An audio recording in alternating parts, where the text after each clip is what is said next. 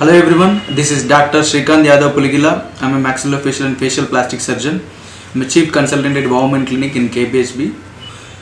So ఒకసారి hair transplantation చేసుకున్న తర్వాత మనకి ఎన్ని రోజులకి హెయిర్ వస్తుంది? నెక్స్ట్ మోస్ట్ కామన్ అడిగే క్వశ్చన్. అప్రాక్సిమేట్లీ మనము 3 monthsకి మనం చిన్నగా అంటే ఒక చిన్నగా మనకి హెయిర్ గ్రోత్ అనేది స్టార్ట్ అవ్వడం జరుగుతుంది.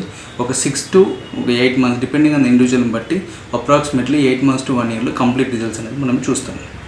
సో హెయిర్ ట్రాన్స్ప్లాంటేషన్ అనేది కంప్లీట్గా చిన్న మత్తులు అంటే లోకల్ అనెస్థీసియాలో జరిగే ప్రొసీజర్. దీనికి పెద్ద మత్తు అనేది అవసరం లేదు. ఈ హెయిర్ ట్రాన్స్ప్లాంటేషన్ ప్రతి ఒక్క పర్సన్ కంటే depending on the gradeness of the బాల్నెస్ని బట్టి మనము అప్రాక్సిమేట్లీ 6 to 8 hours అనే 6 to 8 hours అనే టైం అనేది తీసుకుంటాం. సో హెయిర్ ట్రాన్స్ప్లాంటేషన్కి రకరకాల డౌట్స్, రకరకాల అప్రహెన్షన్స్ అంటే పేషెంట్స్కి చాలామందికి అయితే ఉంటాయి. ఇప్పుడు మీకు ఎలాంటి క్వశ్చన్స్ రిగార్డింగ్ హెయిర్ ట్రాన్స్ప్లాంటేషన్ ఏమైనా డౌట్స్ ఉంటే, సందేహాలు ఉంటే మీరు కింద కామెంట్ రూపంలో తెలియజేయగలరు. Thank you so much.